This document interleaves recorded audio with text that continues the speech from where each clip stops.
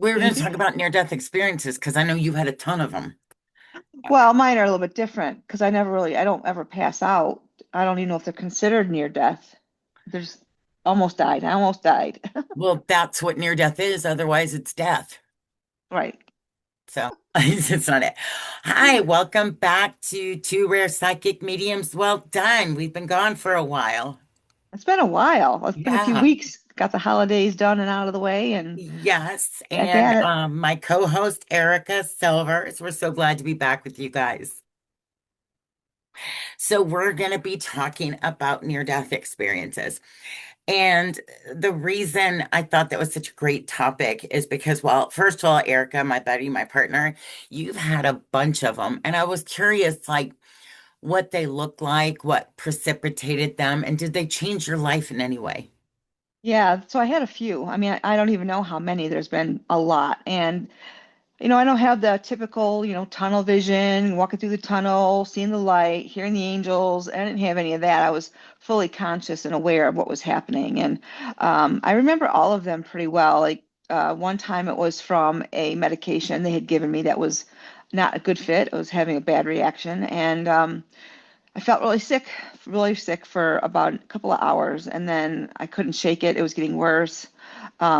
By the time maybe a couple hours had even passed, I was so incoherent that I was on my bed. I knew I was on my bed at home, but I could hear my husband calling 911. When they got there, I could see them surrounding me, like around my bed. I could see them and I could hear them, but I was so not able to even carry on a conversation. I could hear them talking about my blood pressure was only like 50 over 20. My heartbeat was I'm not even sure the number of that, but in my breaths, I only took like 6 breaths a minute. And when they discovered they were watching me, they said, "We got to get her out of here. We got to go. We got to go." So they wheeled me out to the ambulance, and got in the ambulance. And what it was, like I said, it was a medication. And being in the ambulance itself, I threw it up. I got really sick in the back of the ambulance and threw up the pill. Not to sound so gross in that, but that's what happened. Ah, And by the time I got to the hospital, I was fine. I'm like, yeah, I'm fine. I can go home now. Because wow. Were you in your body physically, or do you feel like you were able to see it happening around you? Like, were you on the ceiling? You know how you always hear that, like yeah, people no, that I was fly. still in my body. I was still there. Being able to answer people was really weird too, because it was kind of like a dream. Like, am I dreaming this, what they're talking about? But I remember just staring at the wall in my room. We had a picture, and I just was staring at it. And I didn't look away. I didn't blink. It was just very strange. And I don't think I ever passed out with that one. I never passed out because I remember most of it. I've had other ones, and they're medication related. I end up being allergic to something or, Wow. something like that. So I have to be really careful. Another time was medication related, but it was because uh, I had like the big hernia.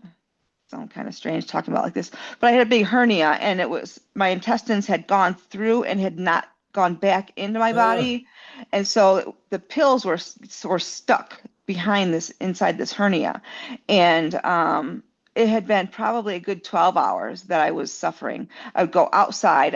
It was freezing cold outside, middle of January, going out, getting in the snow, taking a shower around the round, trying to not fall asleep because I thought, well, if I fall asleep, I'm probably not going to wake up. And so I Wow. did everything I could, ice the cold, staying in the cold shower. I did not sit in the shower or put it into be a tub because I thought if I do this, I am not going to come out of it. So again, ambulance was called. It was about an hour to the hospital, so they picked me up, took me to the hospital, and somewhere along that ride, we hit a bump in the back of the ambulance. I hit a bump, and I felt that intestine part go into my body. So like that, it Oh, pushed it, it went back in. And by the time I got to the hospital, it was the same thing. I'm like, well, that pill that was there was stuck, is not stuck there anymore. it's like your car is making a funny sound, but when you get to the mechanic, it's fine. Yeah, right, Um, exactly.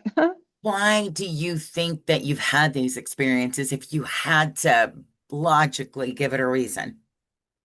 Well, for what I know now about having abilities, I think everything I've experienced in life is so that I can help other people with these same similar situations, or at least know what it feels like to, flip a car 6 times and why did I die? There's so many different things that Right. happened. And I think it's just to let people know that you can make it through, you can make it out of it. There's always a reason. And if it's for me to help people, then that's what I'm glad. I'm glad to be able to help people. So I have a theory that everything we go through in life and overcome is to help someone else get Hmm. through it as well. But did any of these experiences open up your gifts, or did you know you had them before and this enhanced it? Like, what did that look like? Yeah, I think that I always knew I had these abilities, and I don't know offhand whether or not these events made me have better abilities or added an ability. But I feel like I can relate to people now that I'm doing these readings for people while I'm helping them one on one, like through a Zoom. They could be in Saudi Arabia to Norway to, wherever. And there's a connection there that I can be on a level with them when they're wanting to talk about their people that have passed.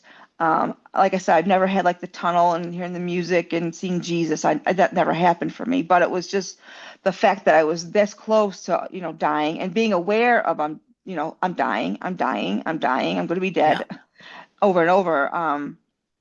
I could sort of relate a little bit to people that they're missing. Not that, I died and my family missed me, but living through it just made me stronger, I think, as a human being, just to be stronger. That I conquered that and I didn't die. that's amazing. Because we both help people all over the world, right? Hmm. We've gone international. We're global Yeah, now, if you yeah, will. right. But it's fascinating to me that like our people find us. Right, It's like there's an inner knowing that we're supposed to connect and meet with each other and help each other. And in some ways, I feel like the people we serve also serve us back as right. well. We get a lot as well of what we give. But I've always been curious about having a near-death experience, but I've always been like, well, what's that like? But then again, when I was a kid, I always wondered what having braces felt like too. I just know that it's usually not accompanied by a beautiful moment of Right. serenity. And then you're like, oh, I think I just died. It's always Right. there's always something terrifying that happens first. So, but if somebody has had a near-death experience, what would be a piece of advice that you would give them for coping? Um, Gosh, I don't know. I think that they would have to evaluate it and really evaluate what happened to them and why them, because I think they'll probably be wondering, like, why didn't I die or why did I have to experience this?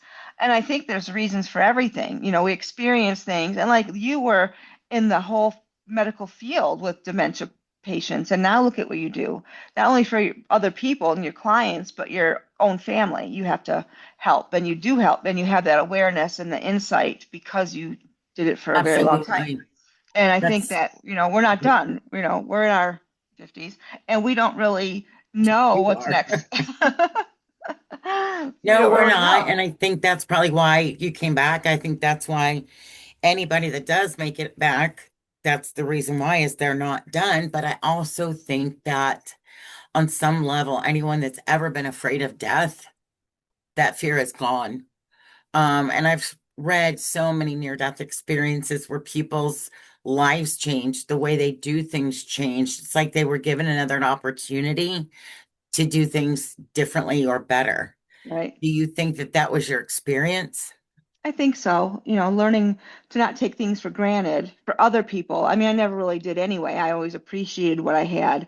And to realize that, I had kids at the time that this was happening to me, I can't imagine it happening to them. Like, I'm glad it happened to me and not them. Like, when the car accidents have happened, there's been a lot I've been in car accidents and really weird situations and, flipping it 6 times and ending up in a swamp, but on the four tires, there had to be some reason for that. They're not just hey, look at me, I survived this again. But I mean, it affects me because I could have been dead. I could have Yeah. been, could have been a lot different. But yeah, I've learned a lot of lessons. One accident I was in, I was on my highway and it was no, it was like March or something. It wasn't cold or snowy out, but it was cold enough that the bridges were frozen. You'd go over them, they're frozen. And I fishtailed it, spun around a few times and ended up who knows how far down, the road.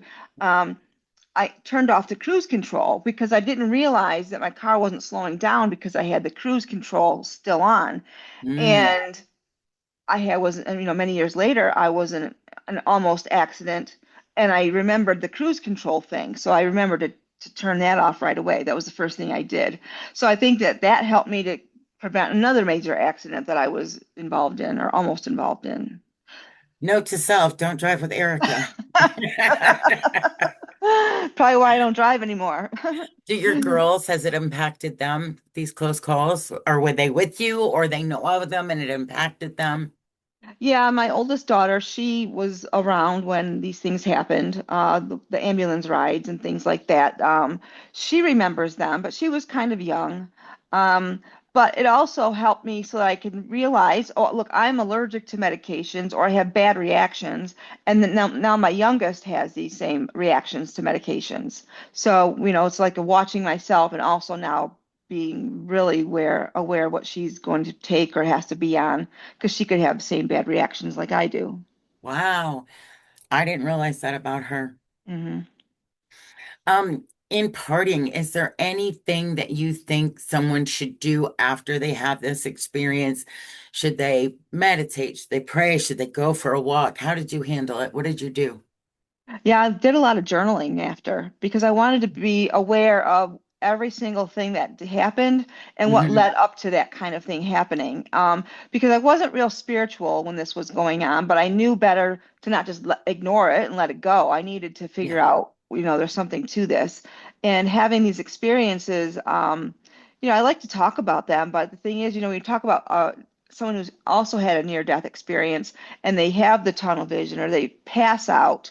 I think for me, suffering through this and not passing out is pretty crazy too. To have a bad allergic reaction to something that really should have killed me and didn't.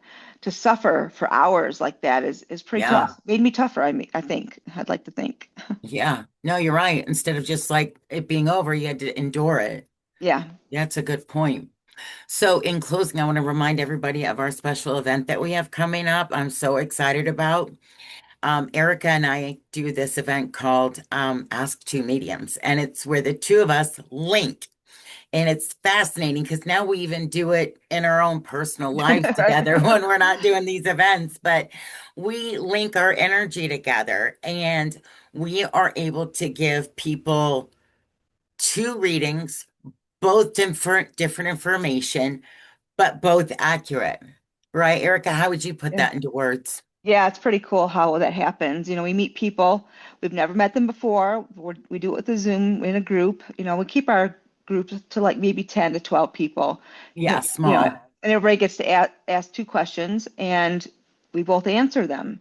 We both get our information differently. Dee's real quick.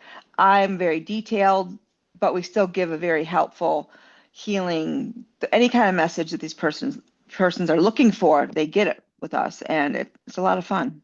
I love that. So we're both going to post the event link on our personal pages so that people can find us. But it's Wednesday.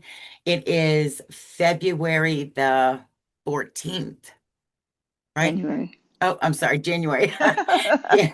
Wednesday, January 14th at 7 p.m. Eastern Standard Time. So we always have a good time. And I think we have just a few spots left. So till next time, everyone, be well. Bye, everyone. Bye bye.